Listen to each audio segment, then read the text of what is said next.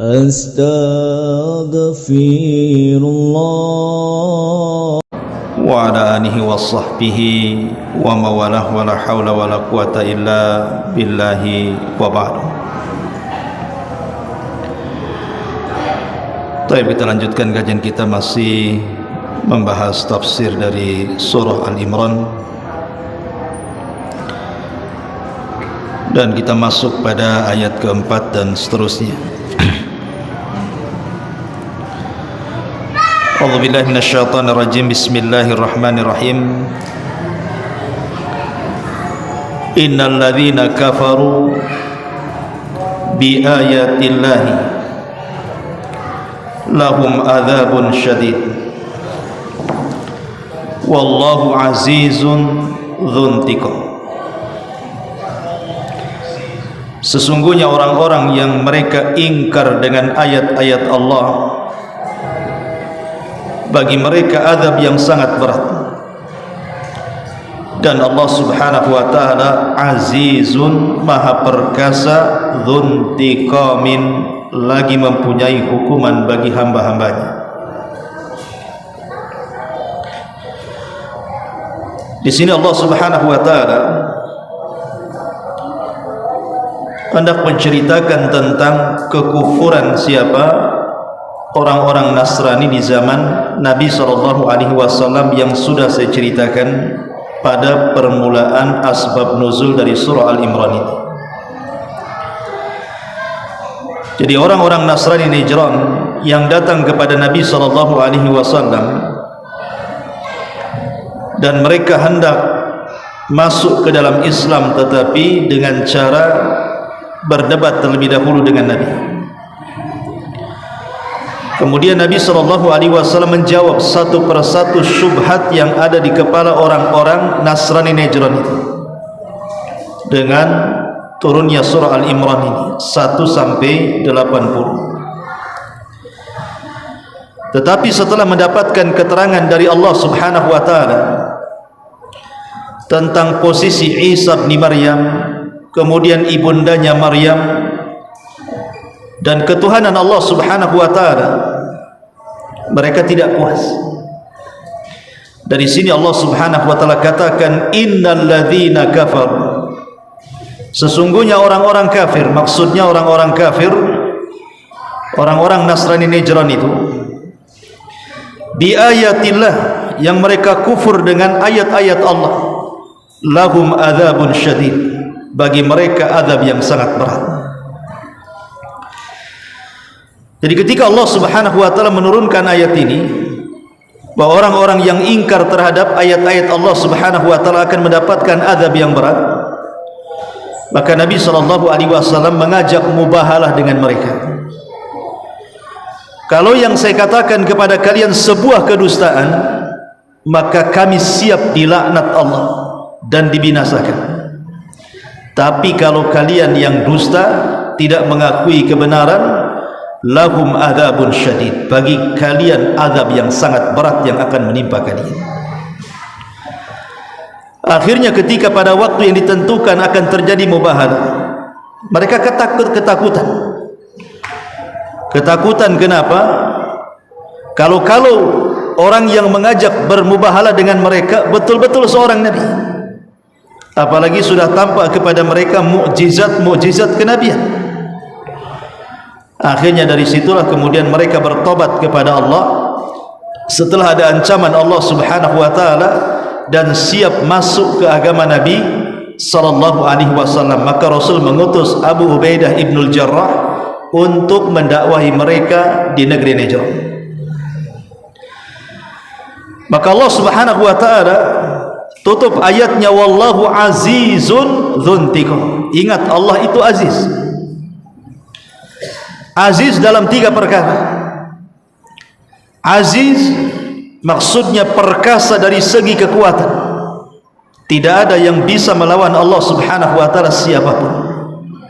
Siapa yang bisa melawan Allah? Tidak ada. Tidak ada orang yang sanggup atau makhluk sanggup melawan Allah subhanahu wa ta'ala, karena Allah itu aziz, maha perkasa. Bukti keperkasaan Allah Subhanahu wa taala, lihat di depan kita apabila terjadi sebuah musibah besar, tsunami kah, gunung meletus kah, angin yang sangat besar, siapa yang bisa mencegah itu? Sehebat-hebatnya teknologi Jepang yang mampu mengeluarkan teknologi yang luar biasa di dunia ini, tidak selamat dari tsunami, tetap saja kena tsunami. Bahkan alat yang diletakkannya aja tidak fungsi, menunjukkan bahwa Allah itu aziz. Siapa yang bisa mengalahkan Allah Subhanahu wa taala apabila Allah mengutus tentara-tentaranya? Jangan lagi tentara seperti banjir bandang, gunung meletus dan yang semacamnya. Allah utus virus yang sangat kecil yang disebut dengan virus corona saja. Berapa ribu nyawa satu dunia melayang gara-gara corona ini. Ma'asyiral muslimin yang dimuliakan Allah Azza wa Jalla, atau contoh virus yang lebih kejam daripada itu, yang sudah berlangsung dari generasi ke generasi, seperti virus AIDS, hasil daripada penyakit perzinahan, sampai sekarang tidak ada obatnya. Padahal satu dunia para profesornya, orang-orang cerdasnya sudah berkumpul mendeteksi virus ini, kemudian mencari obatnya. Sampai sekarang tidak ditemukan obatnya. Karena yang mereka lawan itu bukan virus, yang mereka lawan itu zat pembuat virus, Allah Subhanahu wa taala. Sekalipun mereka menemukan obatnya untuk melawan virus AIDS ini, Allah akan utus virus yang lain. Sampai kapan? Itulah aziz mananya.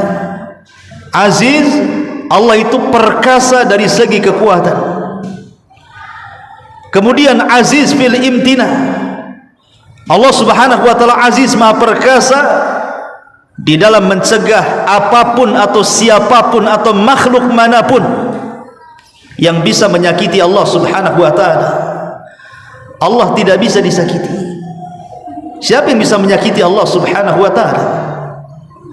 Kemudian yang ketiga, Allah itu aziz, perkasa, di mana Allah itu dzuntiqam. Ayat setelahnya, Allah bisa saja menghukum kapanpun dengan mengirimkan bencananya kapan saja dia mau, maka itu akan terjadi. Dan Allah ala kulli syai'in qadir, atas segala sesuatu itu maha mampu. Kemudian Allah Subhanahu wa taala berfirman pada ayat kelimanya, innallaha la yakhfa alaihi syai'un fil ardi wala fis sama. Sesungguhnya Allah Subhanahu wa taala la yakhfa, tidak ada yang tersembunyi alaihi padanya, syai'un, satu apapun, fil ardi wala fis sama, baik di bumi ataupun di langit.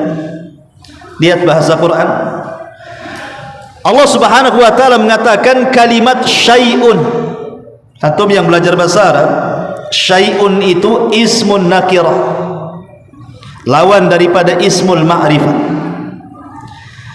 Dan isim nakirah itu tufidul umum, memiliki faedah umum. Artinya segala sesuatu, baik yang kecil ataupun yang besar, baik yang tersembunyi ataupun yang tampak, baik di langit ataupun di bumi, baik di lautan ataupun di daratan, baik di keterangan atau di kegelapan, Allah tahu. Gitu maksudnya. Tidak ada yang tersembunyi bagi Allah Subhanahu wa taala. Dan sini ada faedah apa? Faedah rasa takut harusnya bagi kita, jangan sampai melakukan sesuatu yang kita anggap tidak ada yang tahu, ternyata Allah tahu. Allah itu maha tahu. Sehebat apapun kita menyembunyikan sesuatu, pasti Allah tahu. Tidak ada yang tersembunyi bagi Allah Subhanahu wa taala. Ada anak muda di zaman Ibrahim ibnu Adham. Ibrahim ibnu Adham seorang alim, ulama besar di zaman salaf, seorang zahid abid. Anak muda ini ingin bertobat, tapi sulit untuk meninggalkan maksiat. Akhirnya dia datang kepada Ibrahim ibn Adham ini. Wahai Ibrahim ibn Adham, wahai imam, bagaimana caranya? Aku sudah berusaha untuk bertobat dari maksiat, tapi aku tidak bisa meninggalkan maksiat. Adakah hal-hal yang meringankan kepadaku untuk tetap melakukan maksiat, katanya. Maka Ibrahim ibn Adham mengatakan, ada. Kalau engkau ingin bermaksiat, silahkan maksiat, tidak ada masalah. Tetapi bermaksiatlah di bumi yang bukan bumi milik Allah subhanahu wa ta'ala. Cari bumi lain yang bumi itu bukan Allah yang cipta. Kau boleh maksiat di situ. Orang ini mengatakan, ya Imam, mana ada bumi kecuali milik Allah subhanahu wa ta'ala. Kalau begitu jangan maksiat, dan engkau masih bermaksiat di bumi Allah subhanahu wa ta'ala. Tapi kalau engkau ingin maksiat juga, kata Ibrahim ibn Adham, silahkan maksiat, tapi cari tempat yang Allah tidak tahu maksiatmu. Cari tempat yang Allah tidak tahu akan maksiatmu. Silahkan maksiat. Kemudian dia mengatakan, ya Imam, mana ada satupun tempat yang Allah tidak tahu? Allah itu tahu. Kalau seandainya kau sudah tahu bahwa di mana-mana tempat pun Allah tahu, jangan maksiat. Tapi kalau engkau ingin maksiat juga, silahkan maksiat, tapi jangan makan dari rizki Allah subhanahu wa ta'ala. Kalau kau makan dari selain rizki yang Allah rizkikan kepadamu, silahkan maksiat. Anak muda ini mengatakan, ya Imam, mana ada rizki kecuali datang dari Allah. Kalau gitu jangan maksiat. Tapi kalau masih kekeh juga ingin maksiat, silahkan maksiat, tetapi syaratnya sebelum kematian. Sebelum kematian kau kasih tahu kepada malaikat maut itu, jangan dulu kau cabut nyawaku sebelum aku bertobat kepada Allah. Kalau kau bisa melakukannya tawar menawar dengan malakul maut, silahkan maksiat. Dia mengatakan, ya Imam, mana ada malaikat maut mau tawar-tawaran, katanya. Kalau tak ada tawar-tawaran, jangan maksiat. Tapi kalau engkau ingin maksiat juga, silahkan maksiat, katanya. Tapi nanti di akhirat, kalau malaikat Zabaniyah berusaha menarikmu ke dalam jahannam, kau tawar-tawaran dengan Zabaniyah itu, masukkan aku ke surga, silahkan kau maksiat. Intinya tidak ada satupun tempat seseorang boleh maksiat demi Allah subhanahu wa ta'ala, karena Allah alim, mengetahui, innallaha la yakhfa alaih, Allah itu tidak ada yang tersembunyi baginya, Allah pasti tahu. Makanya kenapa maksiat yang paling bahaya adalah maksiat yang tidak ada yang tahu kecuali Anda dengan Allah. Itu maksiat yang paling bahaya. Maksiat yang paling bahaya itu adalah maksiat yang Anda lakukan sembunyi-sembunyi, yang tidak ada yang tahu kecuali kita dengan Allah subhanahu wa ta'ala. Itu sangat bahaya sekali. Makanya dalam sebuah hadis Rasul mengatakan, nanti pada hari kiamat ada orang-orang yang didatangkan di hadapan Allah itu membawa pahala sebesar gunung Tihama. Gunung Tihama itu besar, gunung terbesar setelah Uhud. Gunung Tihama namanya. Kata Nabi SAW, nanti pada hari kiamat ada orang-orang yang menghadap Allah membawa pahala sebesar gunung Tihama. Faja'alaha haba'an manthura. Tapi Allah jadikan pahala yang sebesar gunung Tihama itu diludeskan oleh Allah sehingga tidak tersisa sedikit pun. Kemudian Rasul berikan alasannya. Kenapa? Karena ketika dia bersendirian tanpa ada yang tahu kecuali dia dengan Allah, dia pun merobek keharaman Allah subhanahu wa ta'ala. Itulah sembunyi maksiat tidak terang-terangan, ini bahaya, menghancurkan amalan kita tanpa sadar. Ma'asyiral muslimin yang dimuliakan Allah azza wa jalla, Allah mengatakan, huwallazi yusawwirukum fil arham kaifa yasha, la ilaha illahu al-azizul hakim. Dialah yang telah yusawwirukum, membentuk kamu, fil arham, di dalam rahim orang tuamu, kaifa yasha, menurut yang dia kehendaki. La ilaha illahu, tidak ada sesembahan yang berhak disembah kecuali dia, al-azizu, yang maha perkasa, al-hakimu, yang maha bijaksana. Subhanallah. Di sini Allah mengatakan huwallazi yusawwirukum, dialah yang membentuk kamu. Allah membentuk kita ini dalam perut ibu kita itu. Terkadang ada manusia itu yang pendek, terkadang ada yang tinggi, terkadang ada yang hitam, terkadang ada yang putih, terkadang ada yang ganteng, terkadang ada yang jelek, terkadang terlahir cacat, terkadang terlahir sehat. Kemudian Allah Subhanahu wa ta'ala tentukan rizkinya masing-masing. Ada yang lahir kaya, ada pula terlahir miskin. Itu di luar kehendak manusia, ikhwan. Perkara-perkara ini di luar kehendak manusia, sehingga tidak perlu sombong dengan kegantengan, tidak perlu kecil hati dengan keburukan. Tidak perlu sombong karena dia tinggi, tidak kecil hati pula karena dia kecil. Jangan sombong dengan kekayaan, dan jangan rendah pula dengan kemiskinan. Itu bukan kehendak kita. Itu Allah Subhanahu wa ta'ala yang menghendaki seperti itu. Dan kehendak Allah itu dibaliknya ada hikmah yang sangat besar, yang kadang-kadang kita tidak tahu, kadang-kadang kita tahu. Karena ada hamba-hamba Allah itu yang kalau Allah berikan kekayaan makin kufur dia, sebagaimana ada hamba-hamba Allah kalau dimiskinkan makin kufur dia.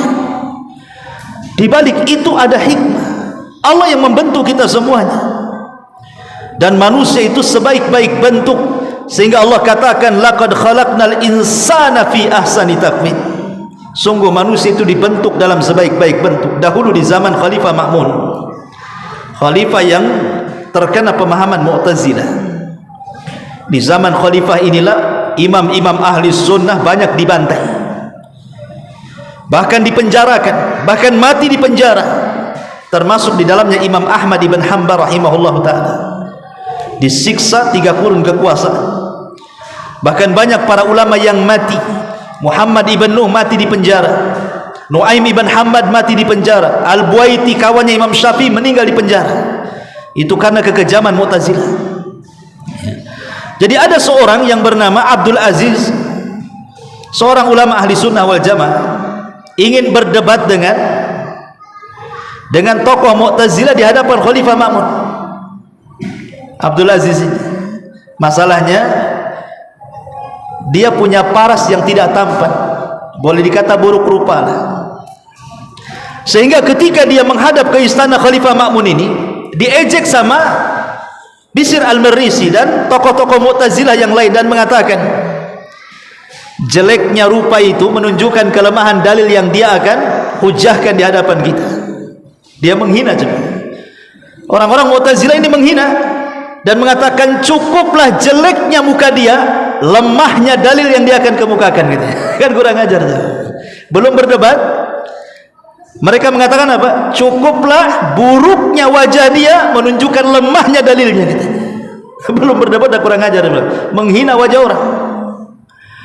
Akhirnya ulama ahli sunnah ini mengatakan di hadapan khalifah, ya khalifah, rupaku seperti ini bukan aku yang berkehendak. Kalau aku berkehendak, ketika aku di perut ibuku, aku minta wajahku seperti Nabi Yusuf, katanya.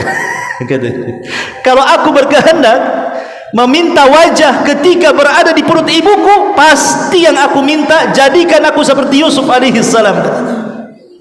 Tidak bisa, ini kuasa Allah. Seseorang tidak bisa tawar-tawaran, ini hak mutlak milik Allah. Sehingga tidak boleh orang itu mencela fisik orang, karena orang kalau mencela fisik orang itu sama dengan mencela zat yang menciptakannya. Tidak boleh haram mencela karena dia pendek, mencela karena dia tinggi, mencela karena dia hitam, mencela karena dia putih, mencela karena dia ganteng, mencela karena dia jelek. Tidak boleh mencela karena dia terlahir kurus atau terlahir gemuk. Itu urusan Allah Azza wa Jalla. Jangan antum bilang itu kayak drum saja itu, karena gemuk dibilang drum, nggak boleh. Ya, pendek dibilang apa, panjang dibilang apa. Nah, kan ada tuh istilah-istilah di masyarakat itu. Orang kurus dibilang apa, badan kayak lidi gitu ya, lidi boleh. Subhanallah juga. Nggak boleh. Ya. Terutama ibu-ibu di belakang gitu kan.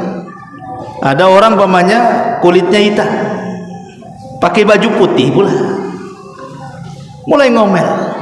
kulit sama baju tak serasi.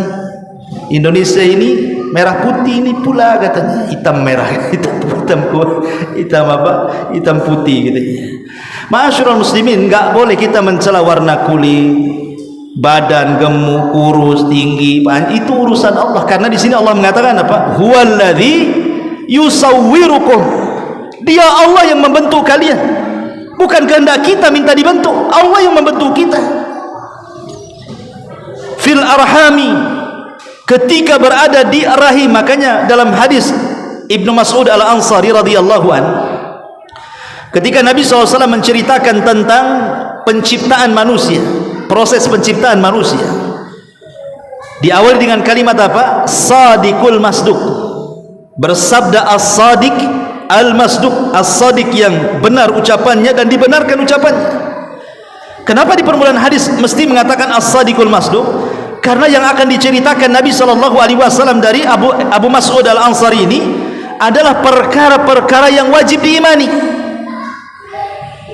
Kemudian Nabi SAW menceritakan tentang 40 hari segumpal sperma, 40 hari segumpal darah, 40 segumpal daging, kemudian setelah 4 bulan ditiupkan roh.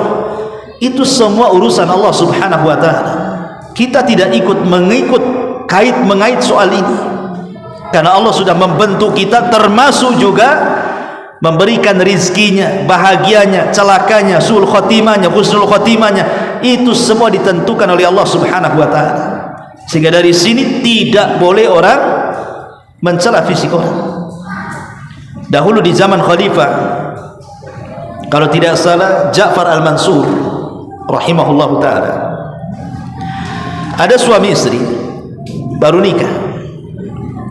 Namanya baru nikah itu kan pasti ucapan-ucapannya kan indah-indah.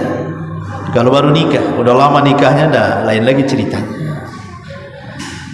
Sehingga suaminya ini melihat kecantikan istrinya, dibawalah ke padang pasir. Dibawa ke padang pasir. Di tengah padang pasir bertepatan dengan bulan purnama. Kemudian suaminya bersyair memuji istrinya. Saking kecantikannya, maklum pengantin barai kan itu. Rupanya suaminya ini tidak sadar mengucapkan kalimat yang menjadi geger satu kerajaan. Apa kalimatnya?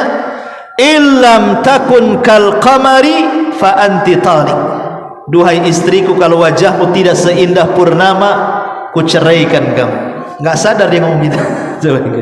Kalau wajahmu tidak seindah purnama katanya, maka jatuhlah talak kepadamu katanya. Akhirnya mengadulah sang laki-laki ini kepada khalifah.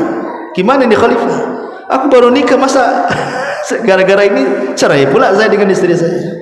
Dikumpulkan semua ulama madhab, dari madhab Syafi'i, madhab Maliki, madhab Hambali, madhab Hanafi, dikumpulkan semuanya ulama madhab itu.